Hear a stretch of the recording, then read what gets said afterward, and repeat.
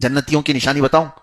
اللہ فرماتا ہے، اور اسی کو وہ جماعت والے یوں بتاتے ہیں کہ ان کی پیشانیوں پر سجدے کا نشان ہوگا، ان کی پیشانیوں پر سجدے کے نشان ہوں گے، اس لیے وہ شامی کباب بنا لیتے ہیں گھس گھس کے. اور سنی بھی تو نماز پڑھتے ہیں، ہم بھی برسوں سے بچپن سے نماز تو چھوڑتے نہیں، لیکن ہمارے نہیں آتے، اور کچھ کے بہت کالے کالے دھبے آ جاتے ہیں.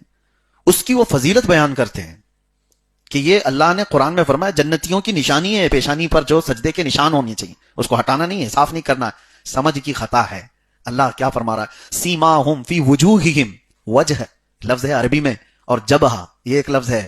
اللہ نے یہ نہیں فرمایا کہ ان کی پیشانیوں میں سجدے کے نشان ہوں گے، اللہ فرماتا ہے ان کے چہروں پر سجدے کے نشان ہوں گے. ارے چہرہ الگ ہے، پیشانی الگ ہے. چہروں پر سجدے کے نشان کیسے ہوتے ہیں کہ چہرہ دیکھ کر کے ہی سمجھ میں آ جائے گا کہ نورانی سا چہرہ ہے.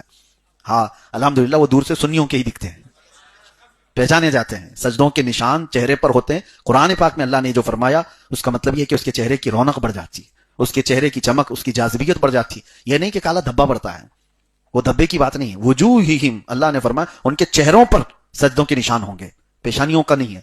بہرحال تو جہاں جہاں یہ سجدے کا ذکر آیا اللہ تبارک و تعالیٰ نے اس کی فضیلت بیان فرمائی. اور شیطان کو دیکھیں مردود قرار دیا گیا، ابلیس کو مردود قرار دیا گیا. کس وجہ سے؟ سجدہ نہیں کرنے کی وجہ سے.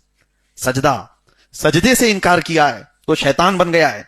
تو آپ اندازہ کرو جو سجدے سے بھاگتا ہے وہ شیطان کے ساتھ جاتا ہے، جو سجدے سے بھاگتا ہے وہ شیطان کے پاس جاتا ہے.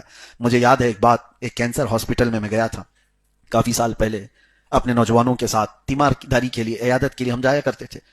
تو وہاں مریضوں کو ہم دیکھتے، اور میں نوجوانوں سے کہتا کہ آپ لوگ ساتھ چلو، دیکھو کینسر میں کیسے کیسے لوگ مبتلا ہیں، ان کے جسموں کو دیکھ کر کبھی اپنے آپ کو شکر بھی بناؤ کہ اللہ تعالیٰ نے صحت رکھا ہے، اور اس بیماری سے پناہ بھی مانگو کہ اللہ ایسی بیماریاں نہ دے تاکہ تمہاری عیاشی ختم ہو جائے. اور دیکھو تو صحیح. تو اس وقت مجھے یاد ہے آج تک 40-45 سال کی عمر کا ایک مرد ہوگا، بستر پر پڑا ہوا، اور اس کی گردن میں بڑی پھوڑی تھی جس سے کنٹینیو خون اور پیپ نکلتا ہی رہتا تھا، اور تکیہ خراب ہوتا رہتا. جب ہم گئے تو کئی دنوں سے اس کینسر کے مرض میں مبتلا ہے. وہ رونے لگا، کہا کہ دعا کر دیجئے. سب کے لیے دعا کر ہی رہے تھے. اس نے ایک جملہ کہا کہ حضرت اتنی دعا کر دیجئے، بہت شدت سے خواہش ہوتی ہے کہ سر اٹھا کر کے ایک بار سجدہ کروں، لیکن اب میں سجدہ کر نہیں سکتا، سجدہ کرنے کی طاقت ہی نہیں ہے. سر اس طرح سے جام کر دیا گیا ہے کینسر کی بیماری میں کہ وہ تکیے سے اپنا سر نہیں اٹھا پاتا.